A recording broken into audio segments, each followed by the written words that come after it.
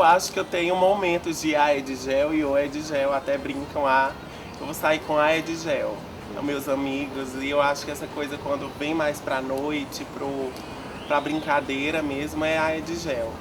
E o Edgel na TV, no rádio, dentro de casa. Realmente um se infunde no outro, até porque minha personalidade é muito mista, né? Então às vezes eu tô até de menino dentro da boate, mas pelo costume das pessoas me verem mais de menina que de menino, quem não me conhece bem, diz, olha que hoje ela veio de menino, entendeu? E quando eu tô fora daquele meu ambiente onde as pessoas me conhecem mais de menino, é o Edgel, mas atendo o telefone o Edgel. Eu acho que eu não me sinto mulher dentro. Eu continuo um menino com aquela essência feminina, nos gostos, até o caráter, a formação mesmo, né, de criação da mãe, a mãe sempre presente, pai, né, separado da mãe.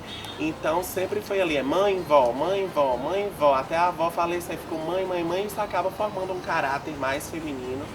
Mas não que isso venha me querer ser mulher, eu nunca quis. Se eu tivesse a oportunidade de nascer de novo, eu queria vir, né? Porque eu queria ver esse corpão todo num corpo de mulher, mas hoje não.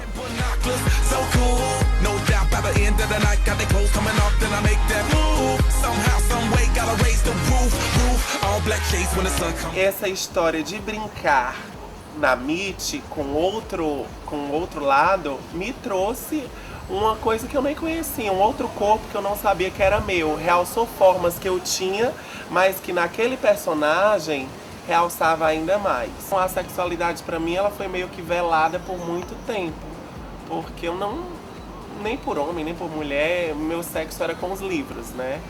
Eu estudava muito, lia muito e a minha mãe me cobrava muito isso. Então quando eu tinha 18 anos, quando eu já estava me terminando o terceiro ano, foi que eu realmente comecei a ver os meninos passando, aí começaram as brincadeiras das minhas amigas, aí tu não acha ele bonito? Tentando ver se eu era ou se eu não era. E aí teve um dia que eu abri a bocona e minha irmã disse, ele é um gato, ele é um bafo, ele queria ele pra mim. E aí eu lembro como se fosse hoje, eu era muito travado até o primeiro ano, eu não dizia que um homem era bonito, eu sabia que ele era bonito, mas eu não dizia que ele era bonito. Mas aí quando eu abri minha boca pela primeira vez, saiu. E até hoje eu acho.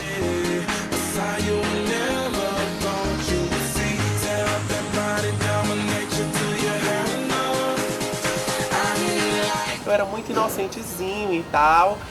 Eu tinha uns 17 para 18 anos. E ele fica no carro mais um tempinho, foi me deixar na faculdade. Aí eu não, peguei minha bolsa, fui logo descendo. Ele puxou essa minha bolsa, desceu o banco do passageiro. Quando eu vi, eu já tava assim. E ele me beijou, entendeu? E aí quando eu senti a barba em mim, a barba dele em mim, a boca diferente de uma menina, porque eu também já brinquei de verdade, desafio, essas coisas, então eu vi que realmente eu gostava disso, né? E a partir daí não era uma questão de esconder de mãe nem de nada.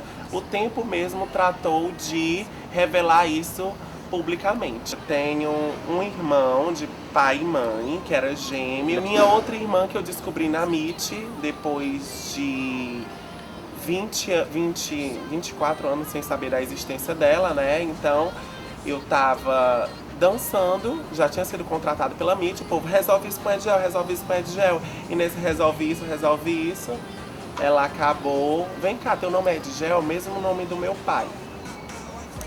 Aí ela se emocionou muito, porque eu disse que era Edgel, Joseph Teles Correia. Eu tenho um irmão com esse nome, é você, eu desconfiava. Se emocionou e a gente tá ligado até hoje, né? Meu pai nunca foi próximo a mim, meu irmão é muito mais carente disso. Eu meio que gelei, eu sou escorpião, eu acho que escorpião é frio pra coisas que ele sente muito, então escorpião meio que afasta pra não sentir.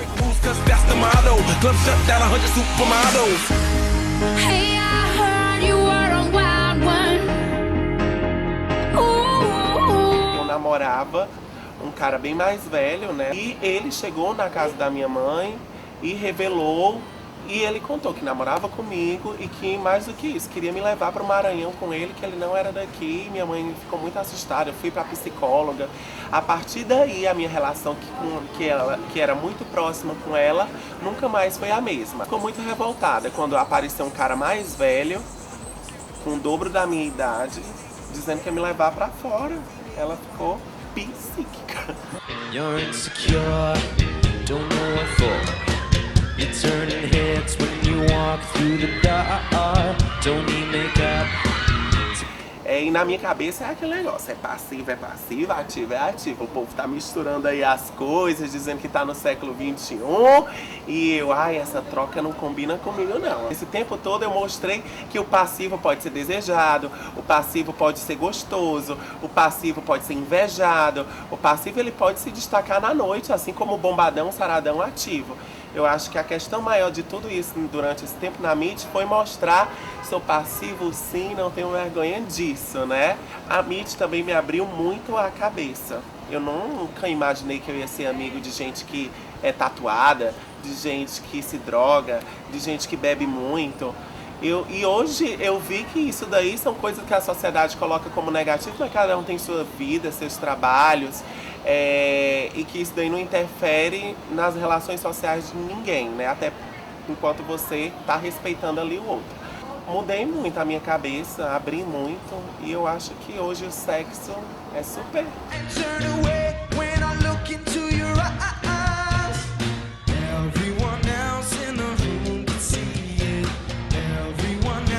Então eu acho que afetou, acaba existindo além de tudo o ciúme, né? Porque você não está se dedicando só a um local, você está se dedicando a outro, que é à noite, que vai descansar mais. E fora isso, uma imagem que você de repente aparece, eu era normalzinho, jornalistazinho gay, de repente eu apareço em fotos minhas de menino, menina ao mesmo tempo. Isso daí chocou, com certeza, muitos diretores e tal, mas eu sempre tentei chegar, fazer e ir embora. Até em questões de amizade também. Eu não criei laços muito fortes durante esse tempo todo em nenhum dos meus trabalhos. Porque eu tenho muito medo de isso me afetar depois. Sempre tem uma briguinha que acaba incomodando. Então eu prefiro ficar distante, faço meu trabalho e vou-me embora. E sempre sabiam que o Edgel ia apenas para dançar, definir e ir para casa. E isso daí meio que me protegeu até hoje, me deu essa imunidade que fez com que meus outros trabalhos não se perdessem. E naquele momento me descobrir ali. Era feliz porque eu passei por um relacionamento muito preso, claustrofóbico. Sempre fui de me comunicar e esse relacionamento de 3 anos me prendia das pessoas. Então, dançar foi uma liberdade. Eu tô aqui, já namorei com 17 até meus 20 e tantos. Agora eu vou dançar, dançar e dançar. Foi o meu lema. E aí, eu esperei que eles mesmos vissem com os próprios olhos como viram e viram que não é nada demais. Eu escrevia, adorava escrever. Adorava porque a televisão me levou de uma forma que hoje eu escrevo, mas hoje eu adoro apresentar mais do que escrever. Eu estava num posto de gasolina, já era mais conhecido na empresa. Aí disseram, tu tem coragem de trabalhar em televisão? Eu disse, não, eu gosto muito de escrever, tenho muita espinha e tal, sou muito magro. Não, mas a gente te deixa um tempo e tal, não precisa sair do jornal, até porque é na mesma empresa. Aí eu, topo. Foi na época que a Maísa entrou na TV Diário e uniram a imagem da Maísa Vasconcelos à minha, né? E aí deu certo, durou 3 anos a parceria. Tinha gente que dizia, ele não vai durar 1 ano. Eu já tô 4. E aí o engraçado foi que tem alguma coisa na minha personalidade, ou é uma competência que eu passo sem me tocar que passo, que pelo contrário, eu paro nos cantos, os maridos das mulheres vêm dizer, eu te assisto. Criança vem falar comigo. Nunca teve um colégio que dissesse que eu estava ali influenciando, ou uma mãe, tira esse menino desse horário da manhã que ele está influenciando. Nunca teve. Sempre foram elogios, a audiência do quadro o Salada Mix era alta. Então, o que eles já postaram em 1 ano, tá hoje há 4 anos, né? Eu já passei por os mais diversos formatos, consegui me encaixar e tô até hoje lá, graças a Deus.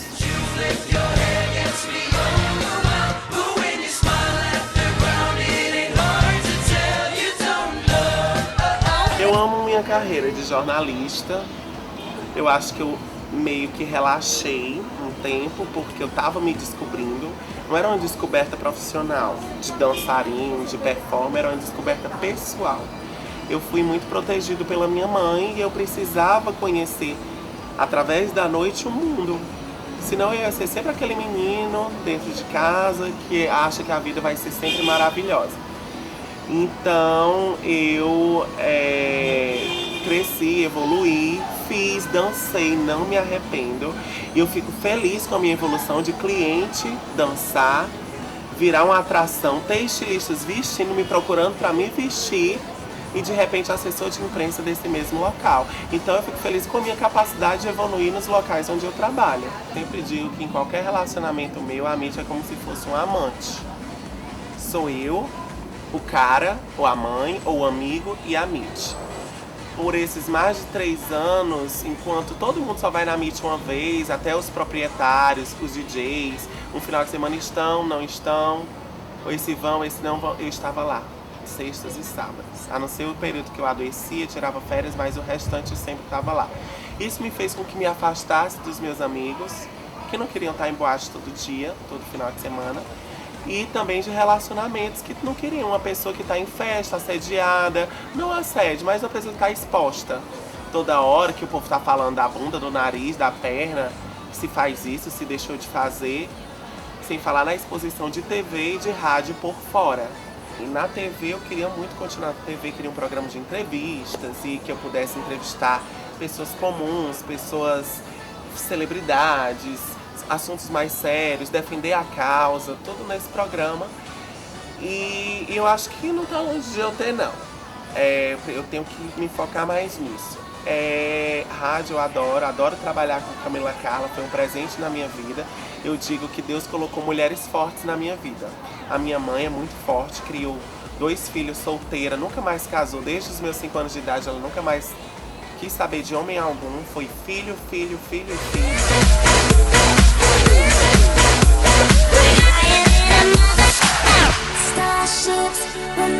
Eu sempre gostei muito da Xuxa, minha mãe trabalhava 2 expedientes, eu não tinha com quem ficar, a babá me deixava com a Xuxa.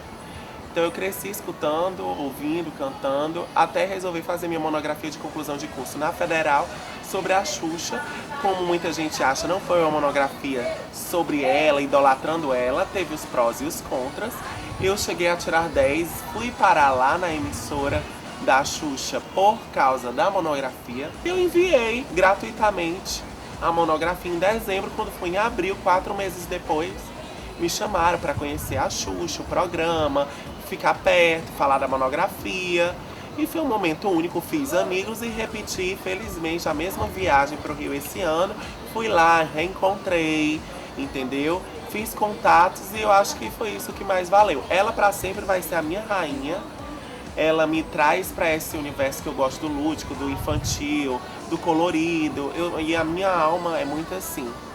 E eu acho que é importante que existam pessoas que sejam segmentadas.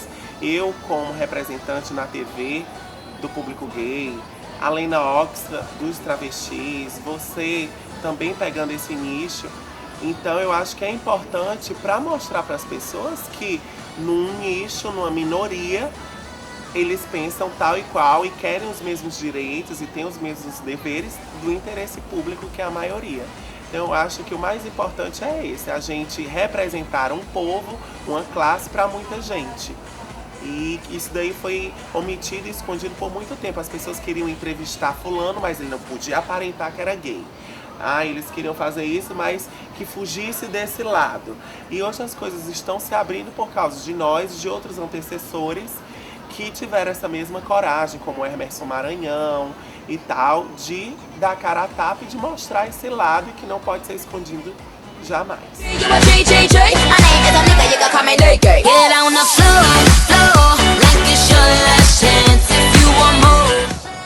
Super espero que vocês tenham gostado, realmente abri aí minha vida pra vocês, que não foi fácil, nem é fácil, apesar de parecer sempre mil maravilhas, mas que sirva aí de exemplo e nunca deixe o armário levar você embora. Saia do armário, respeite o próximo e viva a sua vida antes que seja tarde. E todo mundo convidado para os meus 25 anos na Boate Mitty, dia 14 de novembro. Eu quero você lá, porque a gente está precisando parar um pouco, parar de desperdiçar, parar de pensar em nós mesmos, parar com tanta vaidade e pensar não só no nosso planeta, mas no futuro aí da humanidade. Então, todo mundo nessa, vamos proteger o planeta. Te espero. cause we're so high. We're meant to fly. Hands up and touch the sky. Can't stop, cause we're